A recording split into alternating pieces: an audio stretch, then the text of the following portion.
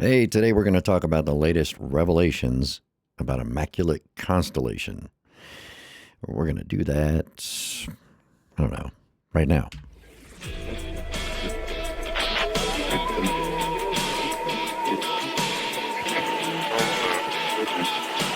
This is really Just Stop. Here's Ross, the host with today's dose of common sense.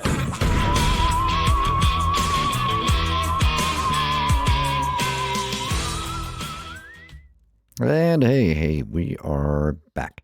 So, thanks for coming along. I know it's been a couple of weeks. I keep telling everybody that things have been crazy, and I don't think anybody believes me, but it has been. So, just have to accept it. That's how things are right now. That everybody seems to be okay now. But yeah, we've had a lot going on. And so I haven't had time to sit down and actually concentrate on doing these podcasts. We've been doing real life stuff. But I am here because there's been new information put out about the Immaculate Constellation report that was read in front of Congress during that hearing back in December of 2024. This was the thing that Jeremy Corbell made a big deal out of because Schellenberger got the credit for turning it over to Congress. This document had been discussed going back to, I think October 2024, and Schellenberger had talked about it briefly in an interview that he did. So he was obviously aware of it. I don't know who had it first. My assumption is that Schellenberger also had this report and that he may actually have been the person who gave it to Nancy Mace first. And Corbell comes along and, with his camera crew and a lot more drama and does it. And, Mace just sort of goes, okay, I already had this. And then she says Schellenberger gave it to her, or she messed up or whatever. She may not even know who Jeremy Corbell is. He's just a weird guy who comes and bugs her at the office all the time. But the whistleblower who authored that report has come forward, and his name is Matthew Brown. And Matthew Brown is at least a former civilian contractor who worked with our various intelligence offices in the Pentagon, including the Undersecretary of Defense for Intelligence, yada, yada, yada, all this stuff. And while he was there, he came across some files, and that's how he got exposed to Immaculate Constellation, to this program called Immaculate Constellation. Now, I read the document back in December, wasn't that impressed. It doesn't say anything. We're talking about yet another quote unquote whistleblower who wasn't an eyewitness to anything. You're talking about somebody who saw some things on it's the military's internal internet or intranet, whatever you want to call it. And he saw some things on there that were interesting and intriguing that maybe he didn't understand. But he didn't see anything firsthand. He's not a firsthand witness to anything, just like Grush and just like a bunch of the other people. They're not firsthand witnesses at all. And this guy is not a firsthand witness. He's a firsthand witness to seeing these files in a storage on a server, but he wasn't a firsthand witness to any of the events that took place that were mentioned in this document or the documentation that he based his report on. So we're going to do a little fair use thing here, and I'm going to show you this section of this interview, and they don't say this until long into the interview. And I was listening to this at 5 o'clock this morning because I didn't listen to it when it went live. And I get up really early in the morning, so I was up and doing my things, and so I just listened to the weaponized episode this morning at 5 a.m. or I started listening to it at 5 a.m. And so it's fairly far into it before this gets mentioned, before they actually start talking about Immaculate Constellation. This is only part one of the interview. There's apparently going to be a part two, maybe a part three. Who knows? I don't know how much this guy has to say, but I think I know what's going on. And I'm not the only one. I I jumped on it as soon as I heard this morning. I started thinking in a certain direction, and we'll see if you can follow along. And hopefully, we're going to get some audio out of this. Let me bring up the window capture. It's not a very good freeze frame there. But let's see if we can listen to this. It's the Schreiber file? Yeah, so it was labeled 2018 Schreiber War Game. Might have been brief or something else, but that's it. Okay. So he just said it. It was the 2018 Schreiber War Game. For those of you who have never been in the military or don't know anybody in the military, or have never watched television or any movies or read a book, there are things that go on all the time. They're called military exercises. And one of our favorite terms in the military was index, which meant end of exercise. So that was when you got to actually go back to acting normal again. But they happen all the time, all over the world with every service. The Army does them. The Marine Corps does them. The Navy does them. The Air Force does them. Space Force does them. The Coast Guard does them. These are training exercises that mimic or simulate your duties during a wartime scenario. Like, what are you going to do in this wartime environment? What is your job? And if your job is to conduct intelligence gathering, then they're going to create a scenario where you get to use all of your apparatus and all of your gizmos and all of your secret stuff and gather intelligence on whatever is going on. And they create this whatever is going on for you to use your skills to gather the intel. Same thing if you're in the infantry. They're going to give you an enemy and they're going to say, take this hill, if you want to get old school, which may happen again someday, not too far in the future. But the infantry guys would be told to take this hill. The tank guys will be told to, go into this country and take out their armor. Whatever the thing is, your aircraft guys, they're gonna practice air dominance, air superiority. They're gonna practice sorties. They're gonna do air to ground stuff, air to air. And these training exercises go on all the time. Sometimes they're huge. There's one, I don't know if they do it every year, because I don't remember if they did it every year or if it was every few years or every other year. It was called Reforger. I don't even know if they still do it, but they did it when I was in Europe, when I was stationed there with the Army. And it was like an abbreviation of Return of Forces to Germany. And it was about all the reservists and all the other units coming to West Germany and I guess other parts of Europe and simulating the Soviet Union. It just tried to invade Western Europe, and now we have to fight them off. How fast can we get everybody positioned to defend Western Europe and all of that? So it was a huge exercise, and it was a lot of fun for us because my unit didn't get to participate because our mission was very specific, and we didn't really have the availability of personnel to say we're going to send a couple of units out here to do this. And we also didn't want to go simulate the type of things my unit did because it could just make things uncomfortable. And I think I talked about it on a previous podcast. So if you paid attention, it was special, not special forces, but special weapons and stuff. So we didn't typically participate in any of these things. We had our own exercises that we did, and they were very limited and they were controlled so that we weren't like touching off an international incident or anything like that. But so these things happen all the time, and sometimes they're very controversial because if you may remember a decade ago, believe it or not, it was a decade ago, Jade Helm 2015, which was it was a special operations exercise that took place in southwest United States.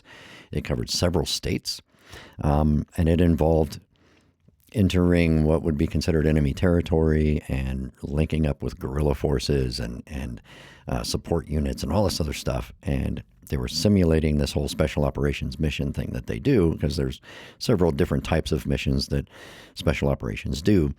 And yeah, in the war on terror, kicking in doors and shooting terrorists in the face was what everybody kind of was concentrating on. So a lot of the younger generation of people aren't aware that there are other missions that special operations forces are supposed to do other than just kick in doors. And some of the special operations units were not designed to be kicking in doors. Some of them very much were. Some of them were not. So these kind of training exercises are actually vital, I would think, to keep them trained up in their other aspects of their jobs and careers other than just kicking in doors and shooting terrorists in the face. So everybody went crazy over Jade Helm 15 because, it was going to be martial law. It was training for the implementation of martial law, and everybody was up in arms. All the weirdos, the nut jobs, the conspiracy theorists, the InfoWars people, even the whack job politicians that we have that are in Texas and other places and up in Congress.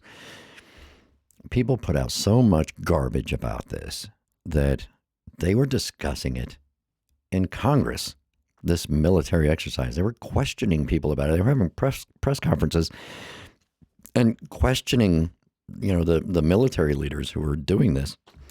And oh my God, is this a secret plan for the implementation of martial law and stuff like that? And it was just ridiculous. It was absolutely ridiculous. If I remember right, it only involved like 1,200 members of the special operations community. There was 1,200 people who were involved in this, and it was spread out over several states. So it wasn't even just a small area with that many people in it. And in Texas, again, working off of memory because we talked about Jade Helm so much back then, and it was a lot of fun. We made fun of all of the crazy people. But I think there was 300 or 350 special operations personnel who went into Texas. Texas is huge. It's, the second largest state in the Union. It's larger than most countries in the world. So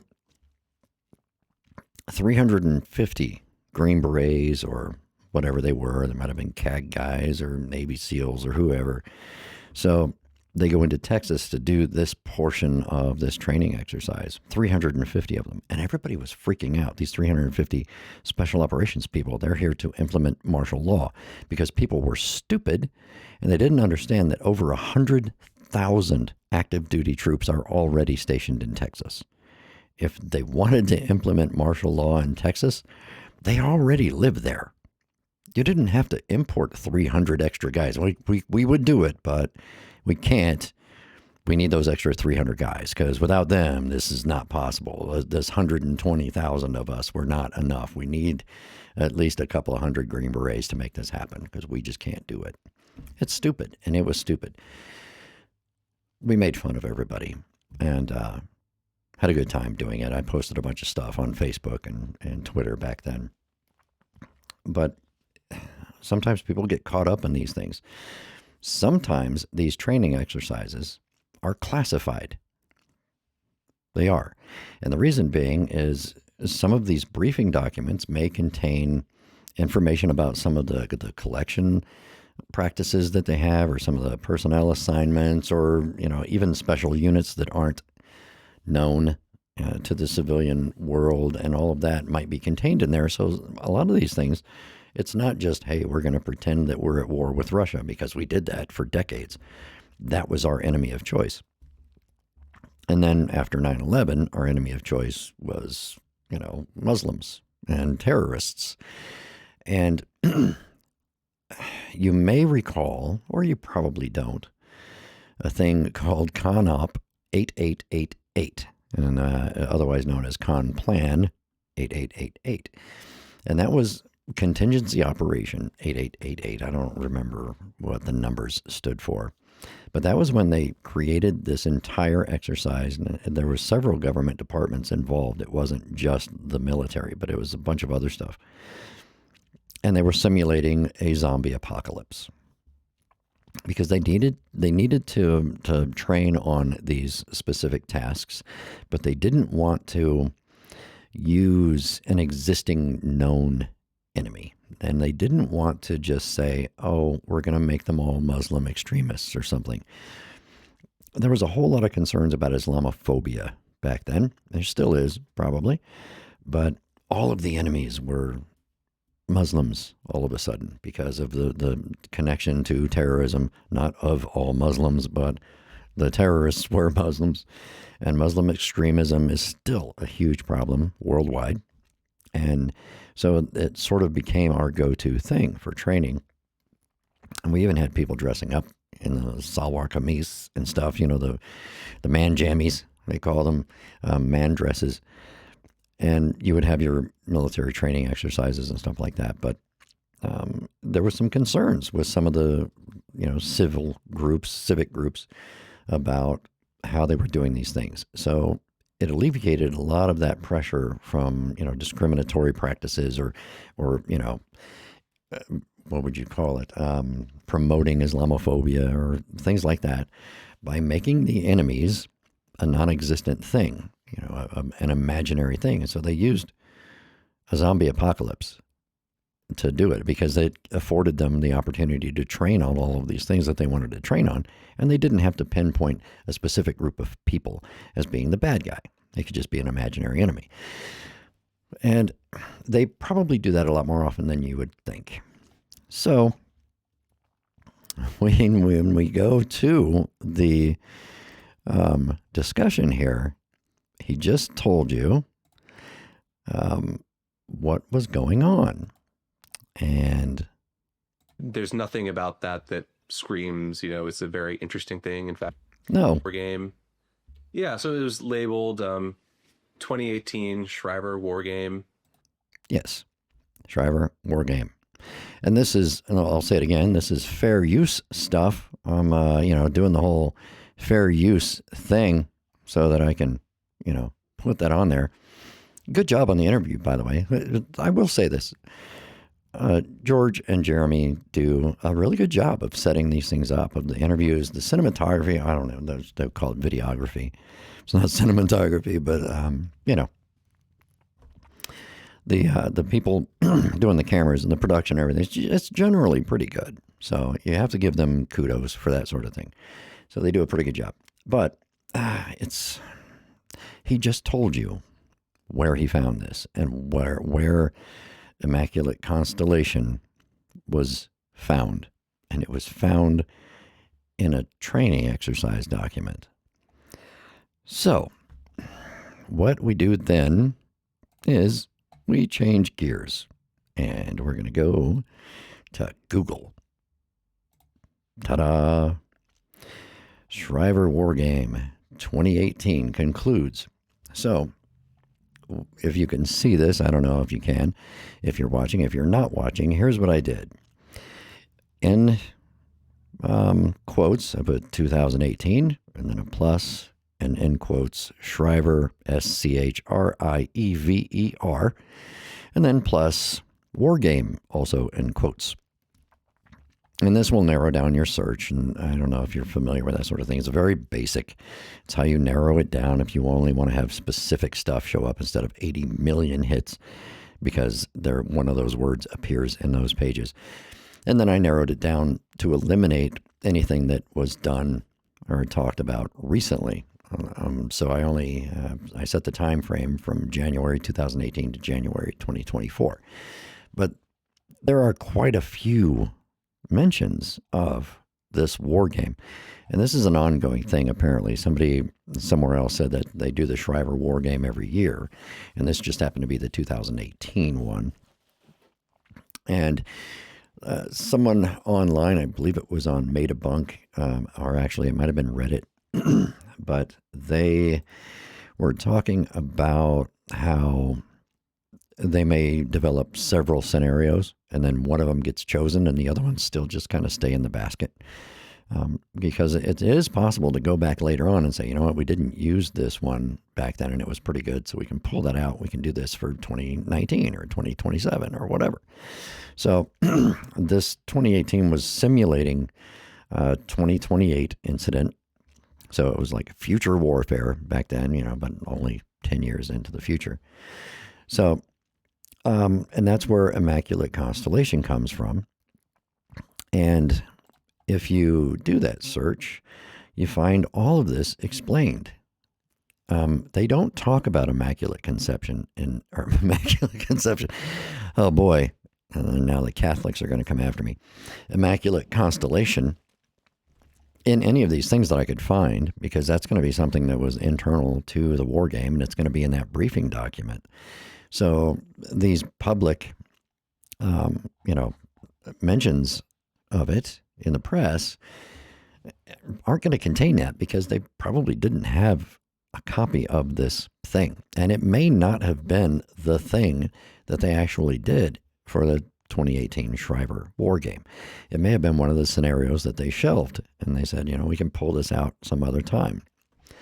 And him mentioning in this interview, he mentions it in the interview, that he saw images inside there, and some of them were already known images or whatever, but there was an image of a triangular craft hovering over some Russian warships, and the explanation was the Russians were there because they knew this thing was going to materialize at this specific location in the Pacific Ocean, and so they sent all their intelligence gathering ships there so that they would be there when this thing just uncloaks or materializes in the air right above them.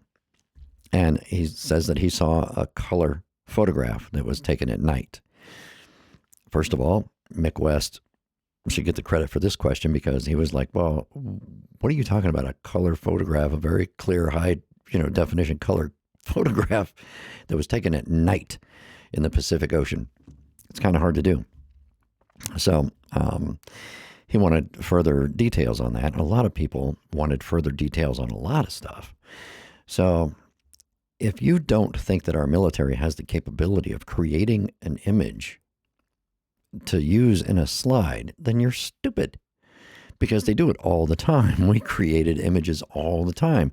You create documents, you put images in them, you go take photographs, you fake photographs, you can get on Photoshop. You think the military doesn't have Photoshop, and they can't create some images that look cool to put in this imaginary briefing document, because this briefing document is supposed to look real, which is probably why Mr. Brown was confused. Because when you simulate something in the military, if you have the resources to do it, you do it the same way you would do it in the event of war. So, like when you went through command leadership things, I don't even remember what that was called, but as a senior NCO, you have to go to these things, and it's a training scenario where it's essentially the same thing as this, but it's all done as a tabletop thing, and it goes on for 3 or 4 days or whatever it was, a week. But it's all tabletop, and you do it in a large classroom or a conference room, and each department of all of these organizations within a command structure has to, provide the material that you would provide in a real scenario. So at the time I was working with JAG, so we had to produce some legal stuff, and we had to talk about rules of engagement. We had to talk about escalation of force. We had to do all this stuff that we would normally do in this real meeting if this were a live incident. And it's really just a training exercise so that the command staff can, get used to working with each other and working under those kind of pressures, which are not real. But it was an interesting thing to attend, and I didn't volunteer to go. I was voluntold that I was going. I don't know if I had to go, but I went because it was time on active duty. I was able to make some extra money because back then I made more money when I was on duty than I did in my civilian job. Oh, those days, it was so sad. But they do that stuff all the time. And you don't make, like, for instance, when we went to NTC, it's a really good example. If anybody's been to the National Training Center, the NTC, you go out and you simulate being at war. And when I mean simulate being at war, we had to literally type up documents on imaginary incidents. And they would go out and things would happen out in the field, and we would have to generate reports just like you would. We had to conduct an AR-15-6 investigation. Actually, we did several of those, and those are like formal. There's two different kinds. There's formal and informal 15-6 investigations. But if there's an incident that happens that warrants it, it rises to the level of requiring an AR-15-6. But like when we were overseas, the Obama administration passed a rule. They put out an order that any incident that involved the death of a U.S. service person or a civilian had to have a full 15-6 investigation about it to get all the information for it and stuff. So even at NTC, we were generating all this documentation, all this paperwork. We freaking Article 15 people and for imaginary situations, just because we had to create the documentation. I have a thick folder of stuff that we did at NTC, and everything's a blur, but I think, what do you spend, like 3 weeks or 4 weeks in the desert out there? It was ridiculous. I have been in worse environments, I will say. So I wasn't as miserable as a lot of people probably, but you get a lot of these kids who've never been out in an austere environment like that. And oh my God, listening to nobody whines and cries like the infantry. I swear to God, infantrymen. It's incredible. But we did everything exactly the same way that we would have done in a real life wartime scenario.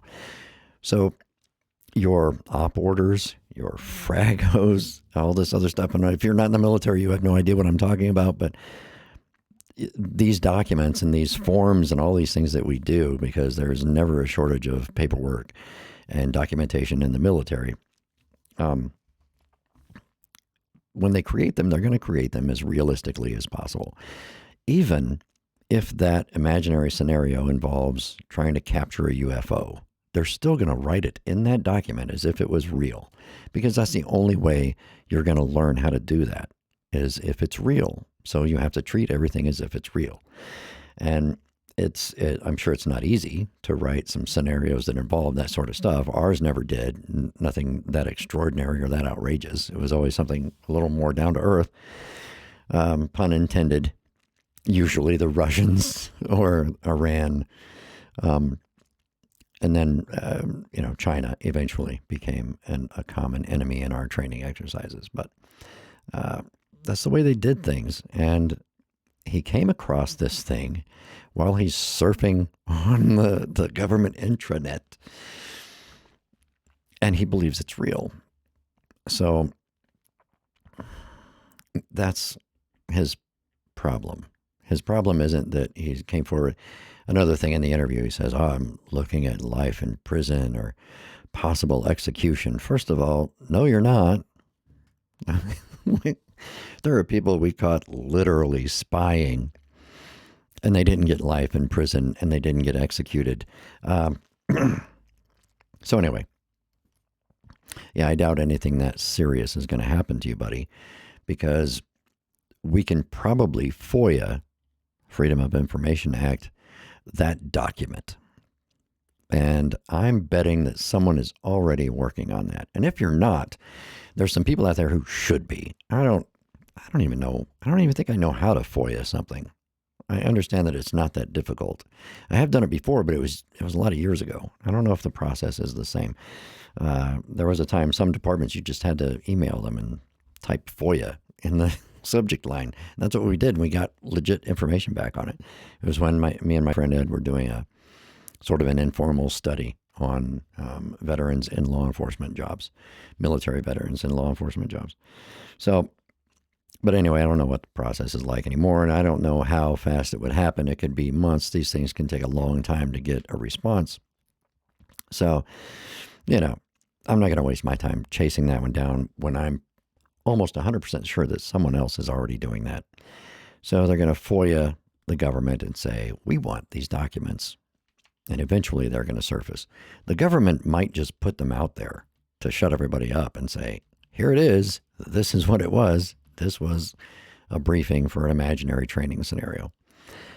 If the government was smart, which we're never going to accuse the government of being smart, because mostly it's not, they would do that today. They would just find that. They would just tell somebody, hey, go dig that thing up. Dig it up and bring it out here, and we're going to do a briefing right now at the Pentagon here. Here's a copy of it for all of you in the, press room. But they haven't been having a lot of press conferences in the Pentagon since the Trump administration took over.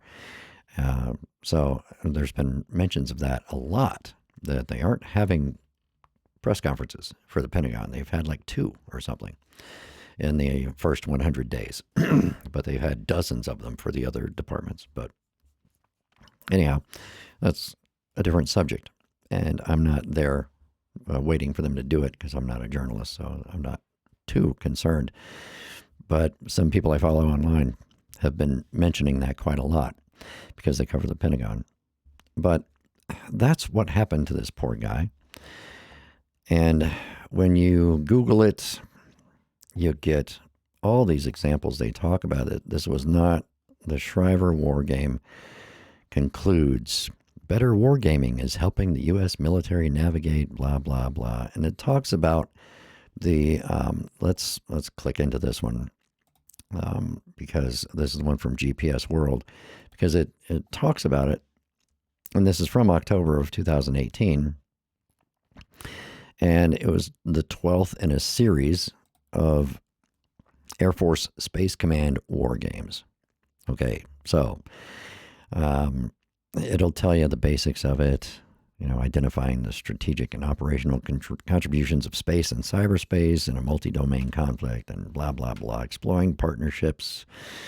And SW-18 is what the abbreviation was for Shriver War Game 2018. 350 military and civilian experts from more than 27 agencies around the country, as well as Australia, Canada, France, Germany, Japan, New Zealand, and the United Kingdom participated in the war game. So if you're in one of those other countries, maybe you could FOIA their stuff. Maybe it'd be easier. But agencies of the U.S. that participated was the Space Command, Space and Missile Defense Command, Naval Fleet Cyber Command, the National Reconnaissance Office, Executive Agent of Space Staff. These are some of these things no one has ever heard of. I've never heard of these things. Air Combat Command, Office of the Secretary of Defense, and blah, blah, blah. JSOC, or no, not JSOC, USACOM, SOCOM, but Department of Transportation even, which would have been probably the Coast Guard. So it's a thing. The Coast Guard is actually Department of Transportation. That falls under Department of Homeland Security, and in a time of war, they become, absorbed into the United States Navy. But that hasn't happened since World War II, as far as I know.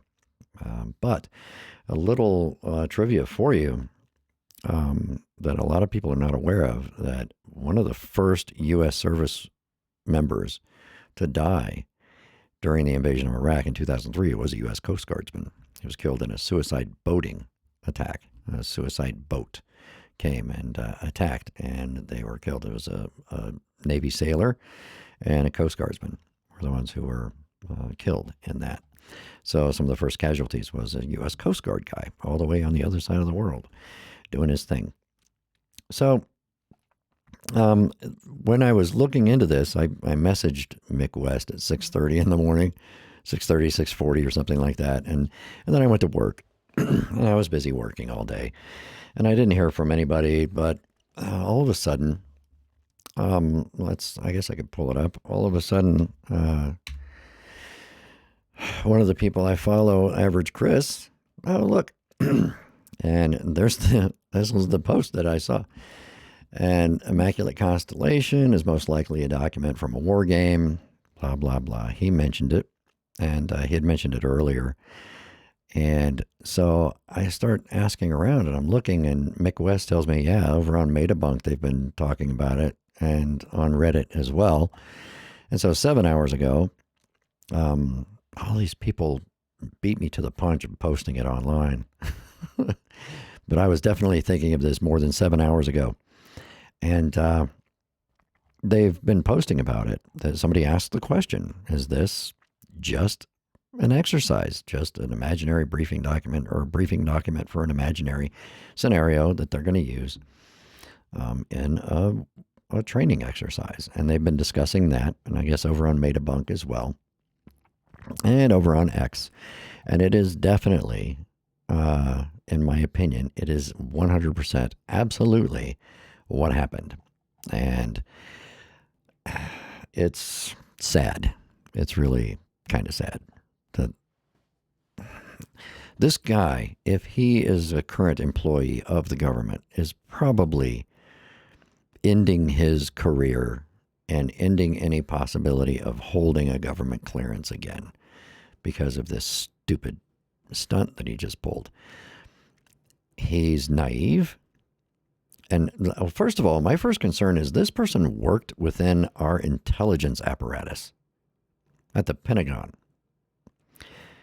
And you see a pattern. You have your Matthew Brown now. You have your Lou Elizondo. You have your David Grush, and probably others that I'm forgetting about. But they all worked for the intelligence apparatus of the United States.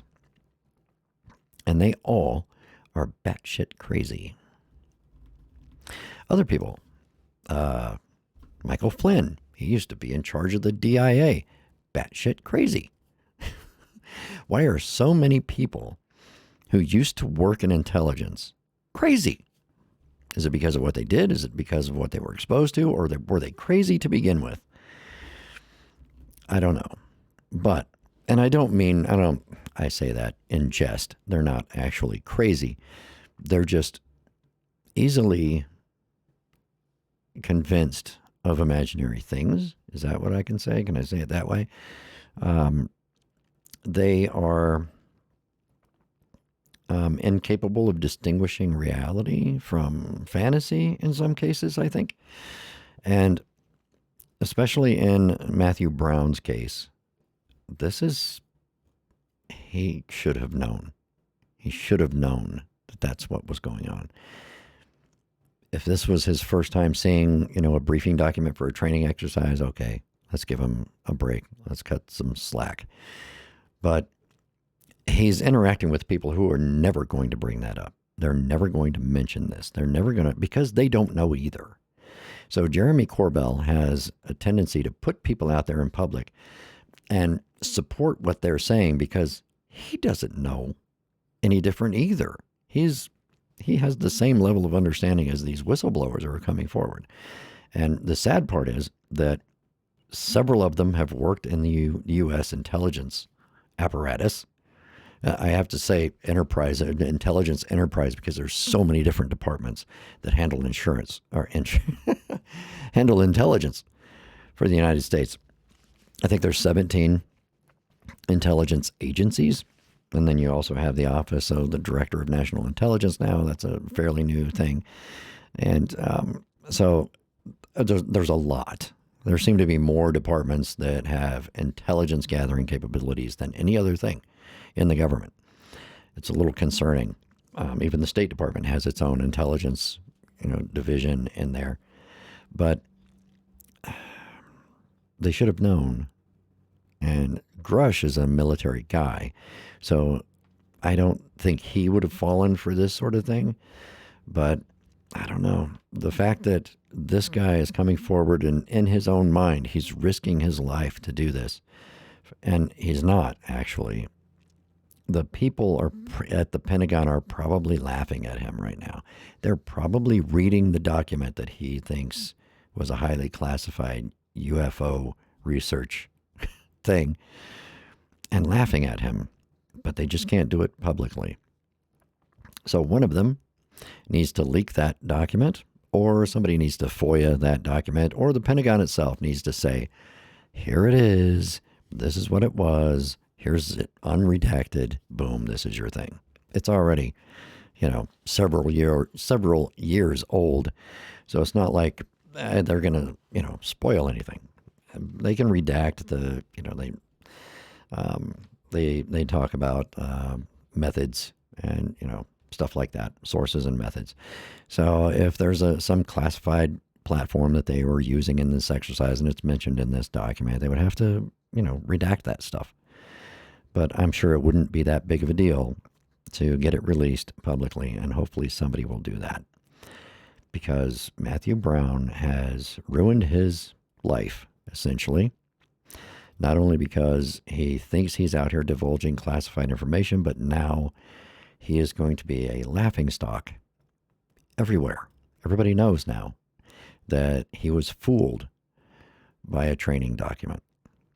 And anyway, it's kind of sad, and I feel bad for him.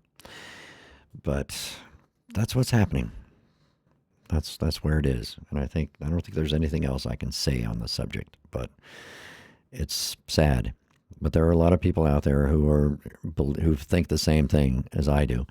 And they're, putting their ideas together and doing their stuff. But I am 100% convinced that that's what happened.